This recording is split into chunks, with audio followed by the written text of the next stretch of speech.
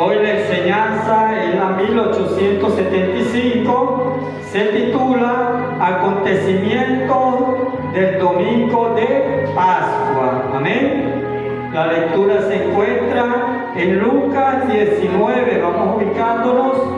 Lucas 19, del 28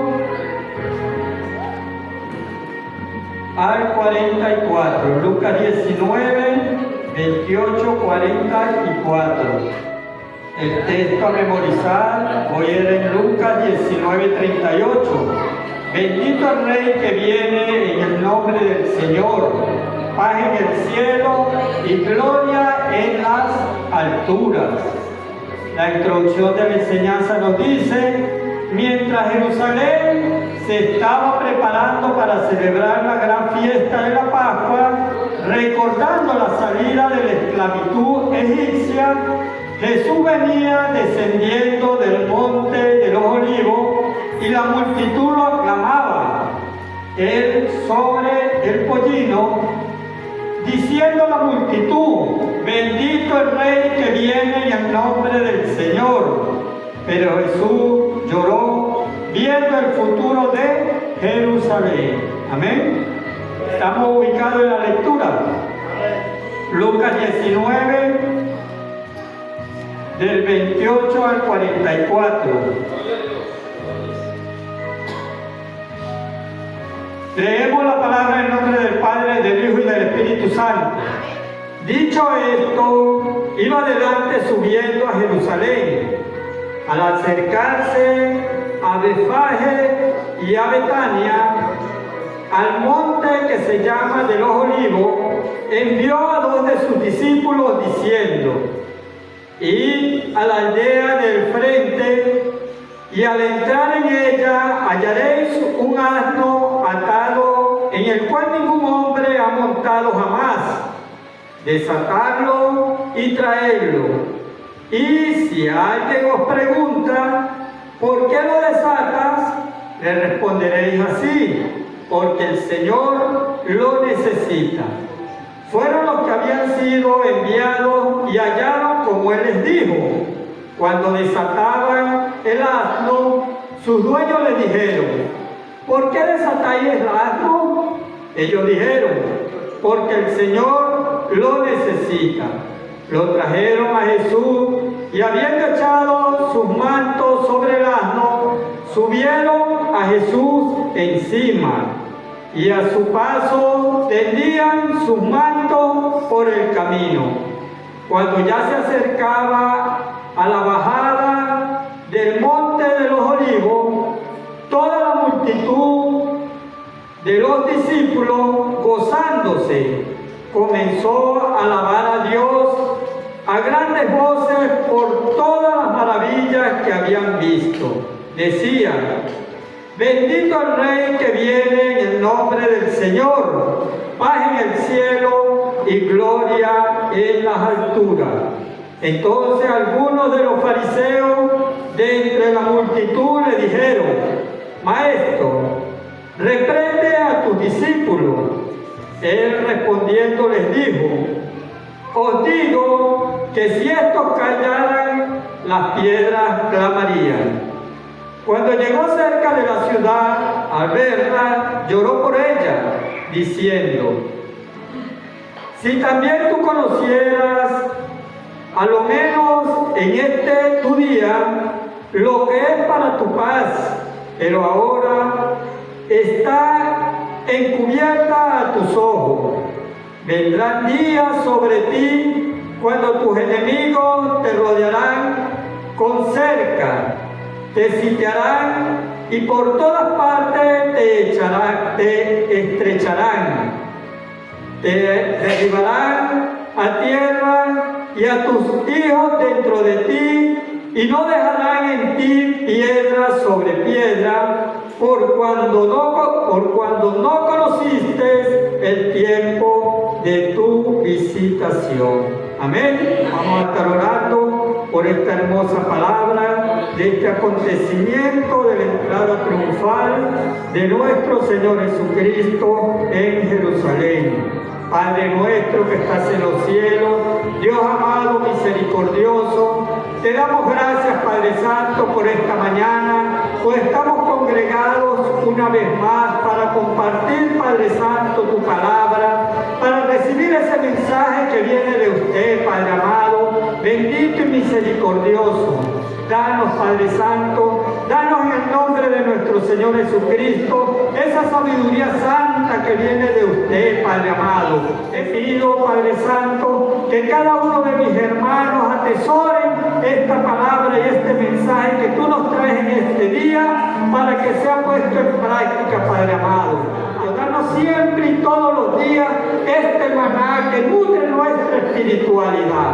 Te damos gracias en el nombre de nuestro Señor Jesucristo. Amén, amén y amén. Hoy pues en la vida, en nuestra vida secular, culturalmente pues se celebra el día de Pascua, el inicio de la Semana Santa, ¿verdad? Nosotros pues lo conmemoramos recordando este acontecimiento que fue la entrada de nuestro Señor Jesucristo en Jerusalén, en la que Él se glorificaba como Rey de todos nosotros, de todo el mundo y para todo el mundo. Amén. La lectura se titula La entrada triunfal en Jerusalén y vemos que en el versículo 28 dice: dicho esto, iba adelante subiendo a Jerusalén. Como vemos, dice dicho esto, y allí pues nos llama la atención que está hablando de algo que había dicho, ¿verdad? Entonces, allí nosotros podemos darnos cuenta que hubo un acontecimiento antes de la entrada triunfal a Jerusalén. Y es que en el mismo capítulo 19, del 11 al 27, relatan la parábola de las 10 minas.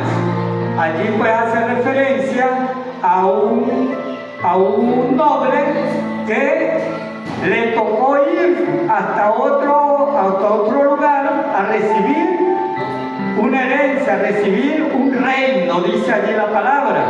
Y entonces nos está dando a entender, o nos está ayudando a introducirnos en los acontecimientos que ocurrirían ya para esta semana de Pascua, ya que esa entrada triunfal estaba determinando el primer día de la semana y que dentro de 5 días iba a ser glorificado nuestro Padre Dios con la muerte y luego la resurrección a los 7 días de nuestro Señor Jesucristo.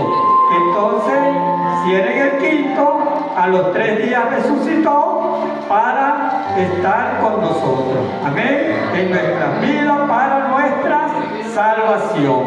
Amén. Dice allí, dicho esto, iba adelante subiendo a Jerusalén.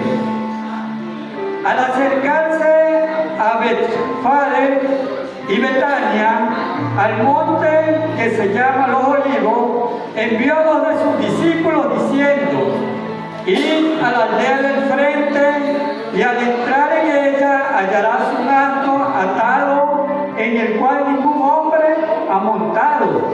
Desatarlo, traerlo, y si alguien te dice algo, dile que el Señor lo necesita. ¿Sí? Entonces, allí daba a conocer nuestro Señor Jesucristo que Él tenía conocimiento de todo. Tenía conocimiento de todo lo que debía de acontecer. ¿Por qué? Porque no sabía que estaba ese asno allá como iba a ver, él venía caminando con la multitud.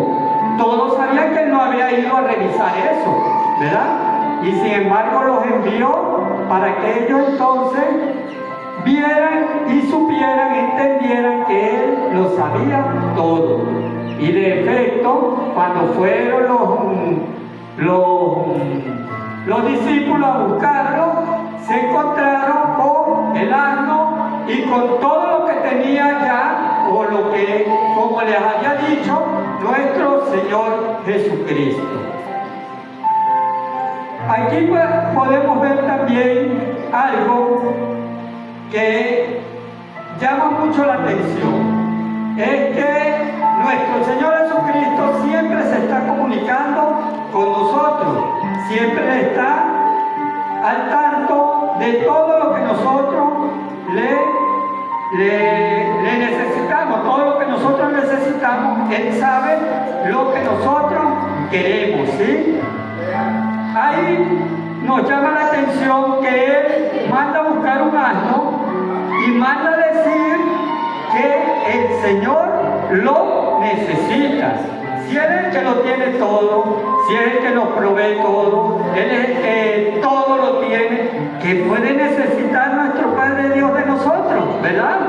Entonces, allí dice que contesten porque el Señor lo necesita, ¿sí? El Señor lo necesita. Y no podemos nosotros dar cuenta que nosotros tenemos muchas cosas que nuestro Señor necesita de nosotros. Él lo tiene todo, Él es el dueño de todo, pero Él necesita de nosotros la obediencia. Él necesita de nosotros que nosotros obedezcamos sus mandamientos, que nosotros seamos diligentes en escuchar lo que Él nos ordena, lo que Él nos da, lo que Él nos dice, nos señala. Entonces, allí debemos tener disposición cada uno de nosotros en siempre estar a la vanguardia, en siempre estar nosotros en disposición de hacer su santa voluntad, y es la de llevar y predicar el Evangelio a todas las criaturas del mundo, y todo aquel que crea será bautizado en el nombre del Padre, del Hijo y del Espíritu Santo. Amén. Entonces, dice el 35, lo trajeron a Jesús, y habiendo echado sus mantos sobre el asno, subieron a Jesús encima, y a su paso tendían sus mantos por el camino. Cuando ya se acercaban a la bajada del monte de los Olivos, toda la multitud de los discípulos, gozándose, comenzó a alabar a Dios a grandes voces por todas las maravillas que habían visto, y decían: bendito el Rey que viene en el nombre del Señor, paz en el cielo y gloria en las alturas. Entonces allí vemos que nuestro Padre, nuestro Señor Jesucristo, se daba a conocer como Rey. ¿Por qué digo se daba a conocer como Rey? Porque Él muchas veces instruía que no dijeran quién lo sanó, no digan, ve, preséntate ante los sacerdotes, haz las expiaciones, haz como manda la ley, pero no le digas a nadie quién te sanó, ¿verdad? Él daba la impresión que como incógnito, pero que no podía, porque donde él llegaba y hacía maravillas, allí todo el mundo se daba cuenta, se maravillaba y se alegraban, se contentaban y daban gloria a Dios y le seguían. Es donde enseñaba, hasta se decía que de dónde aprendió que viene de allí, lo conocemos, es un carpintero. ¿Dónde tiene tanta sabiduría, tanta palabra? ¿Sí? Entonces, vemos que nuestro Señor Jesucristo, Él andaba como en incógnito, donde querían, en una oportunidad, querían nombrarlo rey por las maravillas que veían, y Él se les iba, se les escapaba y se iba para otra parte a predicar el Evangelio, a llevar el Evangelio, y decía: porque mi hora no ha llegado. Entonces la hora era esa, donde Él se iba a mostrar como rey, pero un rey de paz. Aquí hay un simbolismo con esto del pollino. El pollino simbolizaba la paz, la humildad, la cercanía, el querer estar en convivencia. ¿Por qué? Porque todo soldado o todo rey, todo el que venía a conquistar, que venía a la guerra, venía él en ¿qué? En caballos. Caballos bien enjaezados, bien apertrechados. En cambio aquí, ¿cómo venía nuestro Señor Jesucristo montado en un burro? Era en un pollino, un burro joven, ¿verdad? Dando a entender que venía en son de paz, que venía en unificación, en armonía, en amor, en estar con el pueblo de Dios, que era un rey humilde, un rey lleno de amor, lleno de paz. Mas sin embargo, las personas ya se habían hecho una idea con él de que nuestro Señor Jesucristo venía a exterminar el reinado de Roma, el sometimiento que tenía Roma con el pueblo de Jerusalén, ¿sí? Entonces, allí él demostraba, daba a conocer que esa no es. Incluso vemos que en los pasajes de la Biblia, él cuando fue frente a Pilato, a él le preguntó, tú eres rey, ¿verdad? Entonces le dijo, tú lo dices, tú lo has dicho, ¿verdad? Pero mi reino no es de este mundo, ¿sí? Entonces allí estaba ya avisando, estaba dando a conocer que él era el rey de todo, pero que su trono es donde está nuestro Padre Dios. Y que esto que estaba acá, la tierra, es el estrado de sus pies. Eso lo dice la palabra, ¿verdad? Entonces, en este pasaje se cumplía también la profecía que estaba en Zacarías 9:9.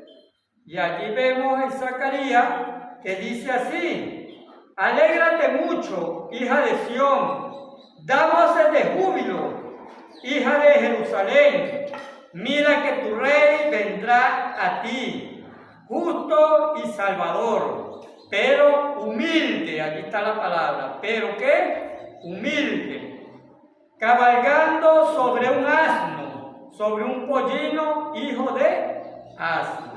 Entonces allí se estaba cumpliendo la profecía, lo que estaba escrito. Y nuestro Señor Jesucristo era cuidadoso de enseñar eso. Él les decía, se hace como está escrito. Él dijo, yo no vengo a abolir la ley, vengo a que se cumpla la ley. Entonces, tal y como Él lo había dicho, tal y como nuestro Padre Dios a través de los profetas lo habían dicho, así estaba ocurriendo, ¿sí? Entonces, el 39 dice, algunos de los fariseos de entre la multitud le dijeron, maestro, reprende a tus discípulos. Él respondió, le decían que reprendiera a sus discípulos porque sabíamos que en la ley se tenía establecido que nadie podía declararse como rey. Mas sin embargo, allí nuestro Señor Jesucristo, siendo el Hijo de Dios, siendo el príncipe, Él era el que estaba heredando el reino de todo lo que es de nuestro Padre Dios, ¿sí? Entonces decía allí, le respondió nuestro Señor Jesucristo. Él respondió y les dijo, os digo que si estos callaran, las piedras clamarían. Amén. Amén. Dándole a entender entonces al pueblo que si ellos no lo alababan, si ellos no lo glorificaban, pues lo iban a hacer todo lo que estaba alrededor, toda la creación. Y ahí tenemos el Salmo 148 que dice, alábenle todo lo que vive, todo lo que existe. Alábenle la luna, alábenle el sol, alábenle el mar, alábenle los montes, alábenle todo el que respire, alaben a Jehová. Dice el Salmo 148. Entonces allí nuestro Señor Jesucristo les estaba diciendo que si se callaban, de todas formas, iba a haber alabanza de todas partes. Y en Habacuc 2:11 dice así: porque la piedra clamará desde el muro y la tabla del enmaderado le responderá. Entonces allí vemos que si nosotros no le alabamos, pues sí hay quienes le alaben. Toda la creación alaba a nuestro Padre Dios. Incluso si nosotros que estamos vivos y no queremos alabarle al Padre, las piedras lo van a hacer, todo lo inanimado lo va a hacer. ¿Por qué? Porque allí está la gloria de ese Padre bueno, de ese Padre misericordioso que nos proporciona todo. Entonces estamos llamados ¿a qué? A alabar a Dios, a alabarle en espíritu y en verdad. En todo momento, dice Tesalonicenses, estar gozosos en todo momento. No debemos nosotros dejar que el gozo se nos escape porque estamos enfermos, dejar que el gozo se nos escape porque tenemos una dificultad, dejar que el gozo se nos escape porque mi hermanito no me mira bien. No, todo lo contrario. Sentirnos gozosos, poner la cara más simpática para que mi hermanito me vea bien, ¿verdad? Entonces, para agradar, nosotros tenemos que estar gozosos. Que nuestro Señor Jesucristo se refleje en todo momento, en cada uno de nosotros. El 41 nos dice: cuando llegó cerca de la ciudad, al verla, lloró por ella, diciendo: si también tú conocieras a lo menos en este día lo que es para tu paz, pero ahora está encubierta a tus ojos. Amén. Entonces allí él lloró de ese sentimiento, porque fíjense ustedes lo que estaba ocurriendo. La multitud lo estaba alabando, lo estaba glorificando, y esa multitud no era poquita. ¿Por qué? Porque en esos días se estaba cumpliendo el día, se estaba celebrando, se estaba conmemorando la Pascua, que es una de las 3 fiestas que celebra el pueblo de Israel, el pueblo de Dios, que es la fiesta de la Pascua, la fiesta de la semana, que entonces estaba institucionalizado, que comenzaba en la primera semana de las 7 que duraba la siega, ¿verdad? Cuando estaban recogiendo los frutos, y entonces al final iban a llevar las ofrendas ante el Padre, ¿verdad? Y la otra era la fiesta de los tabernáculos. La fiesta de los tabernáculos. Entonces 3 fiestas que celebra el pueblo de Dios. Y aquí pues estaban celebrando la Pascua. Allí tenía entonces la obligatoriedad de todos los del pueblo de Dios, todos los cabezas de familia, tenían que estar presentes en el templo, tenían que presentarse ante el templo. Todo hombre que pudiera movilizarse tenía que estar allá, ¿sí? Entonces, allí imagínense ustedes toda esa gente que había. Y allí nos damos cuenta también que habían 3 grupos, ¿oyeron? Había el grupo de todas estas personas que andaban con nuestro Señor Jesucristo, que andaban a la par de Él, que no lo dejaban porque estaban maravillados y querían seguir siempre alimentándose constantemente de su palabra. Estaban también los judíos que venían de distintas poblaciones, pero que tenían conocimiento de lo que había hecho nuestro Señor Jesucristo, ¿sí? De todas las virtudes, de todas las maravillas que había hecho. Entonces esos también estaban allí, ¿verdad? ¿Por qué? Porque al haber un acontecimiento nosotros salimos derechito hasta allá. Bueno, allá estaba agolpado también todo ese poco de gente. Pero además estaba otro grupo que eran los que no estaban muy de acuerdo con nuestro Señor Jesucristo, ¿sí? Que era el grupo de los fariseos, de los escribas y de aquellos nobles que estaban con con los fariseos en contra de lo que proclamaba nuestro Señor Jesucristo, la humildad y el amor a los pobres, ¿verdad? Entonces, esos tres grupos estaban allí presentes, por lo tanto era una gran multitud, esa algarabía era grande, lo acompañaba toda esa multitud.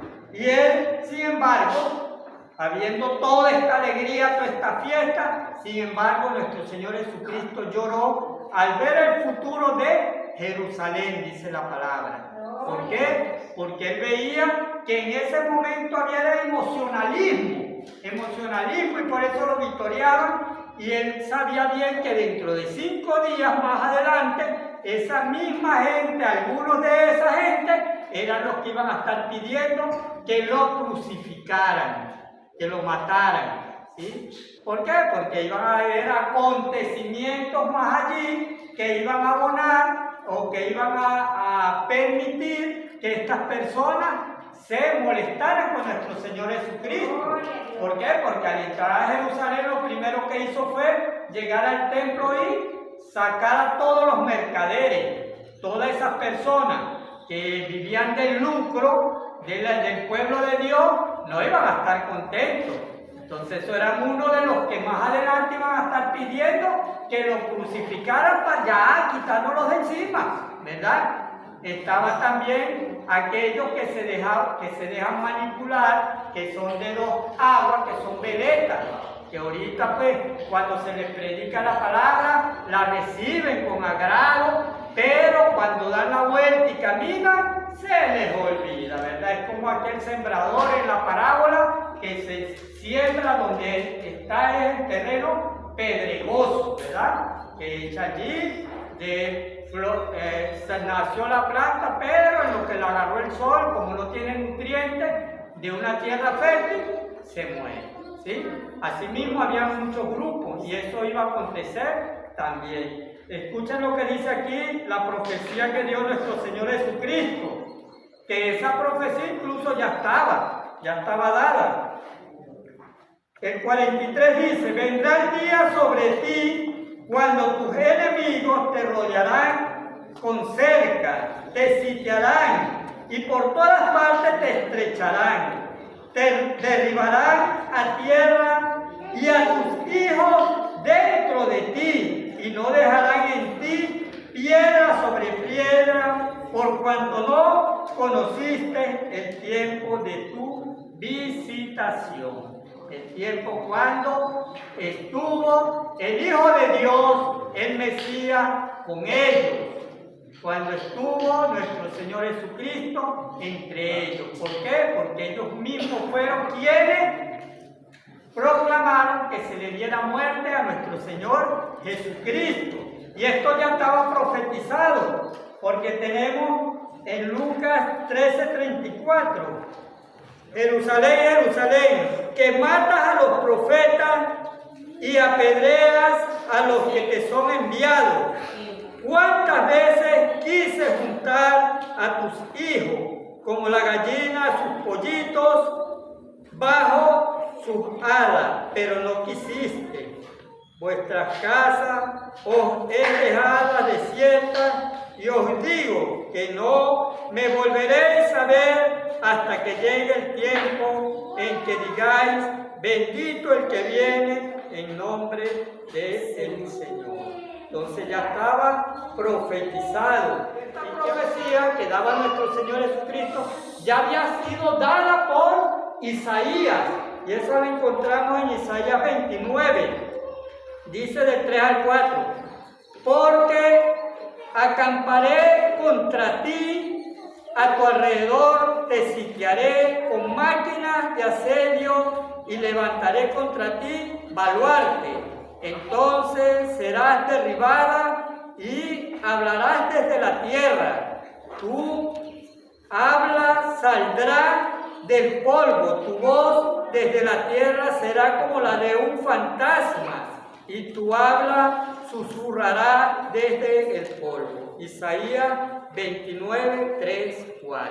Entonces ya ahí estaba profetizado lo que también les estaba recordando nuestro Señor Jesucristo y profetizándole lo que iba a pasar con Jerusalén. Y por eso es que nuestro Señor Jesucristo lloraba. En una oportunidad, bueno, cuando lo llevaban a la crucifixión, Él le dijo a las mujeres que lloraran ¿por quién? Por ella y por sus hijos, ¿verdad? Por Él no estuvieron llorando, lloren por ustedes y por sus hijos. ¿Para qué? Para que sus corazones sean orientados al bien y no al mal. Entonces nosotros debemos estar siempre cuidándonos de estar haciendo el bien, de escuchar esas palabras de nuestro Señor Jesucristo, esos consejos que nos da de siempre estar haciendo el bien, apartándonos de todo mal. Amén. Jeremías también, el 6:6 también daba algo sobre estas profecías.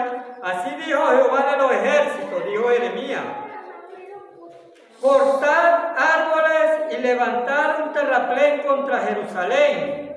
Esta es la ciudad que ha de ser castigada, pues toda ella está llena de violencia.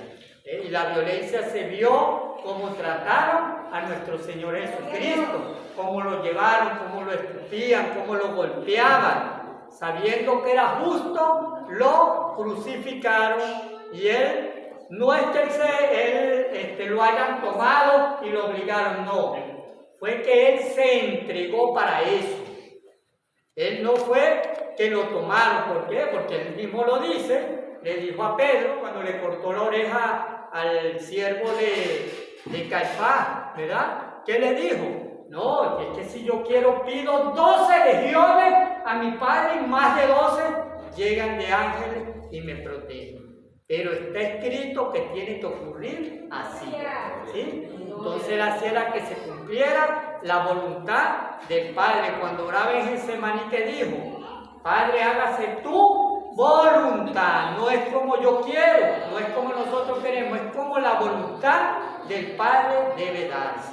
Y él estaba ya destinado a ser el sacrificio, el cordero a sacrificar para la salvación de cada uno de nosotros. Y eso tenemos que recordarlo siempre, que cada vez que nosotros hacemos algo malo, algo que ofende a nuestro Padre Dios, es que nosotros estamos contribuyendo también en esa muerte tan despiadada y violenta que fue dada a nuestro Señor Jesucristo, a ese Cordero que se entregó, ese Cordero que vino voluntariamente a entregarse para que se glorificara ese Padre bueno y nos diera a nosotros la gracia de la salvación. Porque con esto Él venció a la muerte, venció el pecado y nos dio paz y gloria para nosotros ser ¿qué? Ser salvos, para nosotros recibir la gracia de la salvación a través de ¿quién? De nuestro Señor Jesucristo.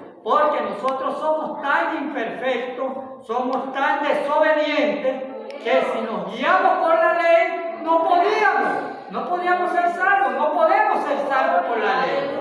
¿Por qué? Porque cada momentico la estamos infligiendo, cada vez que pensamos, cada vez que nos llega un mal pensamiento, ya estamos violando la ley. Porque nuestro Señor Jesucristo dijo: no, es que no es tan solo que tú llegues y le des una puñalada a tu hermano, le des un tiro. No, con simplemente murmurar y hablar mal de él, lo estás matando. Con simplemente insultarlo, dañarlo, lo estás matando, lo estás convirtiendo en asesino. Y el asesino no entra al reino de Dios. Entonces, mi Padre bueno se dio cuenta de eso y nuestro Señor Jesucristo, su Hijo amado, vino a dar su vida por nosotros. ¿Para qué? Para que pudiéramos ser nosotros salvos. Amén.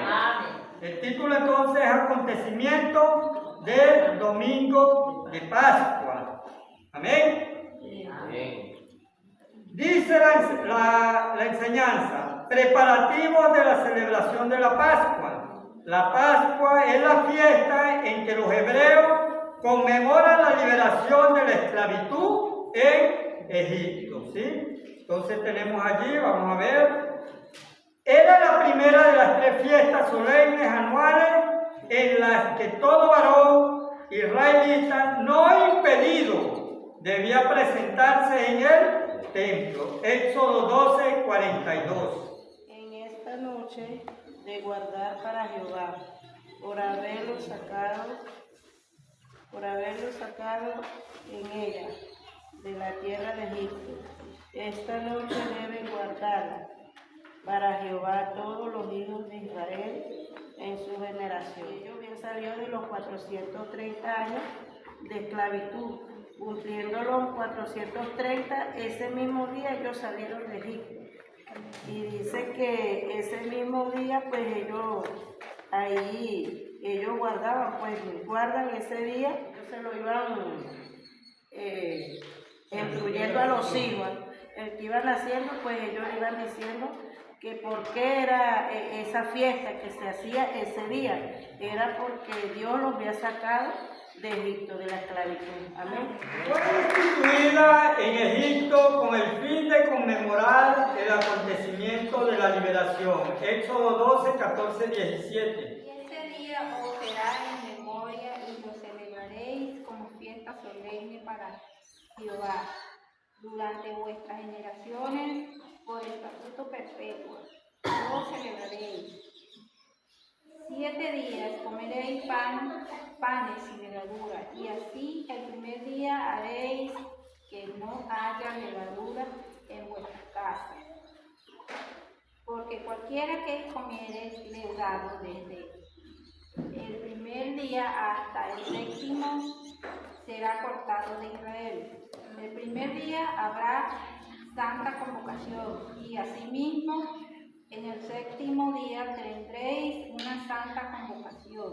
Ninguna obra se hará en ellos, excepto solamente que preparéis lo que cada cual haya de comer. Y guardaréis la fiesta de los panes sin levadura, porque en este mismo día saqué vuestras huestes de la tierra de Egipto. Por tanto, guardaréis este mandamiento en vuestras generaciones por costumbre perpetua. Y vemos, como dice la hermana, ellos, cuando el Señor los sacó de Egipto, Él les dio este mandato, o sea, para que lo hicieran perpetuamente, hasta, bueno, de sus hijos, de generación en generación, hasta ahorita, porque eso lo siguen haciendo. En Israel se guardan estas fiestas para estos días, se celebran primeramente comenzando con el domingo. Y el pan sin levadura se conmemoraba era porque el día que lo sacaron de Egipto, lo sacaron apurado, no dio chance de que pudieran preparar comida, nada, no, se me van porque se van. Entonces les tocó salir apurado, entonces conmemoramos tal, dice allí la palabra, que se conmemora tal y como ocurrió en ese día. Amén. Con ella se celebra el hecho de que Dios había pasado, respetando la señal de la sangre en las casas. Éxodo 12, 2 y 13. Pues yo pasaré aquella noche por la tierra de Egipto y heriré a todos primogénitos en la tierra de Egipto, así de los hombres como de las bestias, y ejecutaré mi juicio en todos los dioses de Egipto, yo Jehová. Y la sangre os será por señal en las casas donde vosotros estéis, y veréis la sangre y pasaré de vosotros, y no habrá en vosotros plaga de mortandad cuando viere la tierra de Egipto. Amén. Amén. Pues en esa tarde hubo la cena pascual del pueblo de Israel en Egipto, donde se le dio la orden que iban a agarrar un cordero sin mancha y se lo iban a comer en familia, todo completo, y esa sangre la iban a utilizar para colocarla en el dintel de las puertas. Y allí pues el ángel de la muerte no iba a entrar a matar a los primogénitos de la familia que estuviera dentro de esa casa. Entonces allí fue donde murieron los primogénitos de los egipcios. Y esa fue la molestia de los egipcios, que corrieron entonces a los a los del pueblo de Dios, a los israelitas, los corrieron y por eso fue que no les dio tiempo ni siquiera de preparar masa para el pan, sino no se me van porque con este acontecimiento ya ustedes tienen que salir de acá. Amén. La segunda parte dice, entonces ya tenemos que en la primera parte nos habla de ese acontecimiento, qué significa la Pascua, ¿sí? ¿Por qué es que se conmemora la Pascua? Sabemos que no hay otro evangelio. La Biblia señala como entrada triunfal el momento cuando el Señor llega a Jerusalén, el primer día de la semana. Primer día de la semana, o sea, el día domingo, entró, que es la entrada triunfal. Y recuerden que más adelante, el viernes, el jueves, hacen la conmemoración de la cena pascual, que fue la última cena, porque el viernes fue el sacrificio de nuestro Señor Jesucristo y la resurrección fue el primer día de la semana, de la siguiente semana, que sería entonces el domingo, ¿sí? El domingo. Y entonces nosotros nos sacamos cuenta cronológica. Nosotros sacamos la cuenta de que el viernes un día, el sábado otro día y el tercer día es el domingo, que es el primer día de la semana. Y la iglesia primitiva conmemora o se reunía, era el primer día de la semana. Amén. Se presentaba como el verdadero rey de los judíos, aunque ellos no lo percibieran. Mateo 21, 4, 6. Todo esto aconteció para que se cumpliese lo dicho por el profeta cuando dijo: decí a la hija de Sión, he aquí tu rey viene a ti, manso y sentado sobre una asna, sobre un pollino, hijo de animal de carga. Y los discípulos fueron e hicieron como Jesús les mandó. Esta fue como que una profecía que se estaba cumpliendo y Jesús entró como un verdadero rey, porque dice que los esperaban con palmeras y decían que bendito el que viene en el nombre del Señor. Sin tener plena conciencia de lo que hacían, estaban dándole un recibimiento como Rey de Reyes y Señor de Señores. Mateo 21, 7, 9. Y trajeron el asna y el pollino y pusieron sobre ellos sus mantos. Y él se sentó encima, y la multitud, que era muy numerosa, tendía sus mantos en el camino, y otros cortaban ramas de los árboles y las tendían en el camino. Y la gente que iba delante y la que iba detrás clamaban diciendo: Hosana al Hijo de David, bendito el que viene en el nombre del Señor, Hosana en las alturas.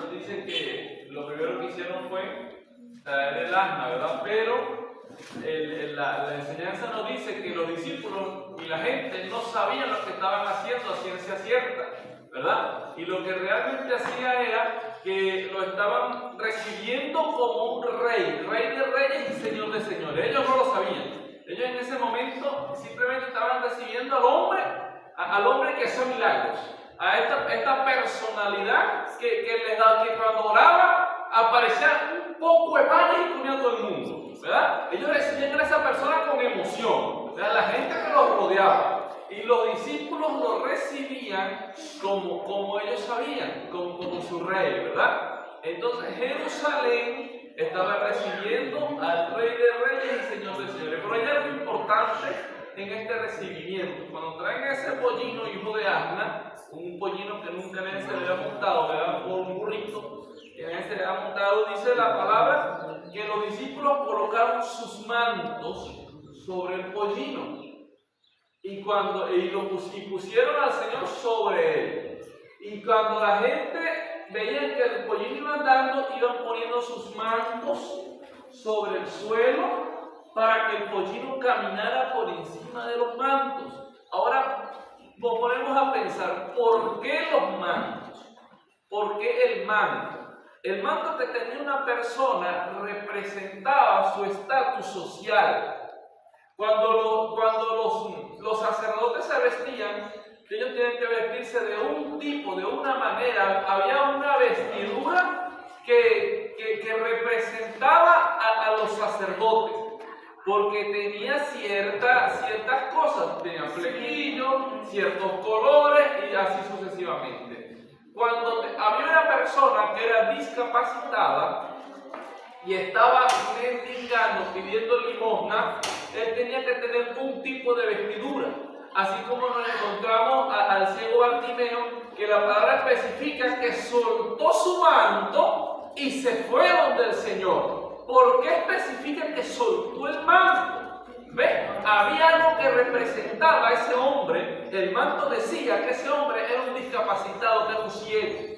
Cuando él suelta ese manto, que era aquel que lo representaba y le permitía pedir limosna, él estaba soltando ese arado y no estaba volviendo atrás. Él tenía la fe de que no iba a volver a pedir limosna.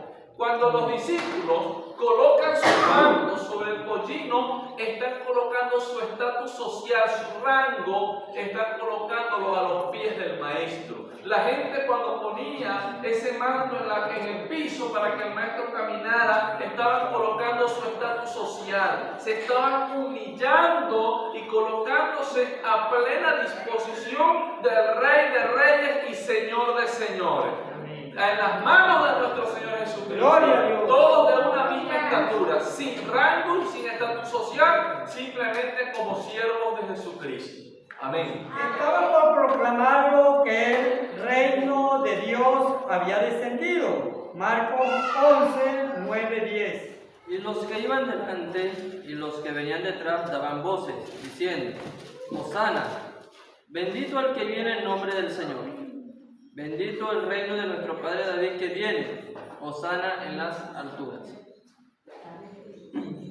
Esto quiere decir que para la llegada de nuestro Señor Jesucristo a esta zona, a Jerusalén, los discípulos y muchas personas que lo seguían iban dando voces de alegría, ¿sí? Iban celebrando que iba llegando el Señor Jesucristo a esa zona, a la Pascua, y para que iban a celebrar la Pascua. La tercera parte entonces nos señala que este acontecimiento del domingo de Pascua era un cuadro real, o sea que era un cuadro de realeza, era donde estaba la majestad de nuestro Rey manifestándose en el pueblo de Jerusalén, ante el pueblo de Dios. En medio de aquel entusiasmo que embargaba a aquella multitud y a la ciudad entera, las alabanzas eran superficiales, ya que la misma gente que le estaba alabando y proclamando como rey, 5 días después gritaba que le crucificaran. Mateo 27, 23 y 24. Y el gobernador les dijo: pues qué mal ha hecho. Pero ellos gritaban aún más, diciendo: sea crucificado. Viendo Pilato que nada adelantaba, sino que se hacía más alboroto, tomó agua y se lavó las manos delante del pueblo, diciendo: inocente soy yo de la sangre de este justo, allá vosotros. Aquí vemos cuando el Señor Jesucristo pues estaba siendo anunciado, gloria a Dios, estaba delante del gobernador Pilato y él preguntaba al pueblo, ¿verdad? Y el pueblo lo que decía era: crucifíquenlo. Una vez, ¿verdad?, que el pueblo pues decía que lo crucificaran, el gobernador Pilato dice que tomó agua y se lavó las manos. Eso es en señal de que, como quien dice, no tengo nada que ver aquí, no tengo nada que ver con esto, allá vosotros, allá ustedes. Dijo: soy inocente de la sangre de este justo. Esto era inevitable, porque eso estaba escrito y para eso Dios mandó, nos envió a su Hijo para morir por nosotros. Los discípulos que también le acompañaban le abandonaron huyendo. Mateo 26, 56. Esto que sucede para que se cumplan las escrituras de los profetas. Entonces todos los discípulos, dejándolo, que cumplieran las escrituras de la Biblia. Entonces todo esto acontecía para que se cumpliera la escritura, para que se cumpliera todo lo que había sido profetizado en tiempos anteriores, para que se demostrara que nuestro Padre Dios siempre nos está informando, Él siempre nos está avisando, Él siempre nos está orientando. Y nosotros somos los que somos incrédulos y muchas veces no cumplimos con su voluntad. Entonces, uno de sus seguidores más leales cambiaría su alabanza por negación. Mateo 26, 73, 74. Un poco después, acercándose los que por allí estaban, dijeron a Pedro: verdaderamente también tú eres de ellos, porque aún tu manera de hablar eres tú. Entonces él comenzó a maldecir y a jurar: no conocemos al hombre. Y enseguida cantó el gallo. Cuando el Señor estuvo reunido con sus discípulos, él dijo que antes de cantar el gallo, uno de ellos lo iba a negar, ¿no? Entonces, cuando le preguntaron a Pedro: verdaderamente tú eres uno de ellos, porque él hablaba diferente.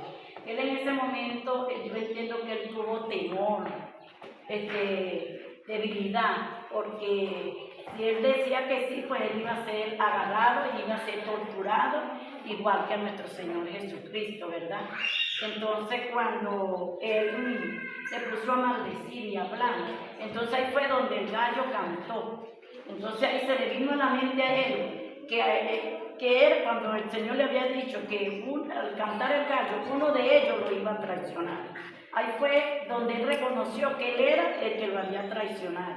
Ahí fue donde él lloró amargamente. Entonces, aquí tenemos nosotros estos acontecimientos que se inician con esta enseñanza que tenemos hoy, que se inicia con el día de Pascua, que se conmemora como en la llegada de nuestro Señor Jesucristo a Jerusalén, la entrada triunfal, en la que Él ya viene a consolidar esa voluntad, ese plan de Dios de dar su vida para el perdón de nuestro pecado.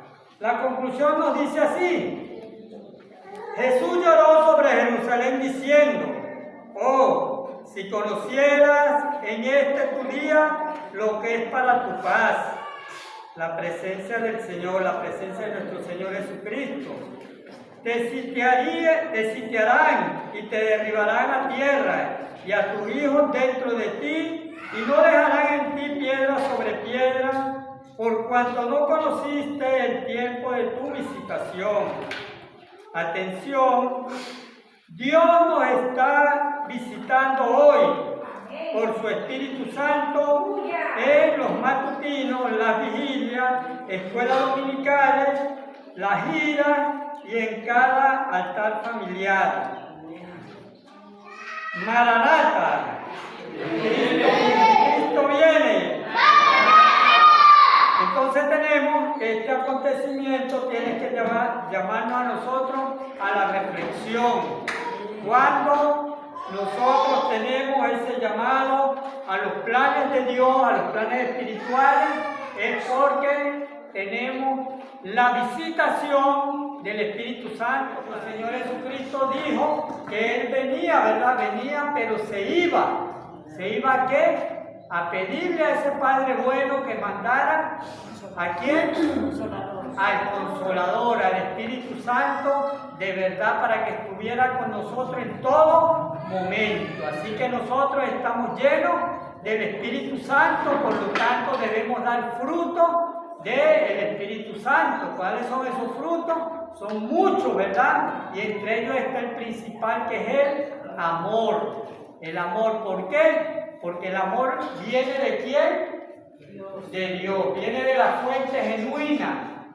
¿Y es para qué? Para que nosotros derramemos también ese amor en nuestros hermanos. Allí dice, cuando nosotros somos buenos cristianos, somos diligentes en las vigilias, en los matutinos, en las oraciones, en los ayunos, en nosotros estar dándonos consejos, dando palabras, predicando el Evangelio.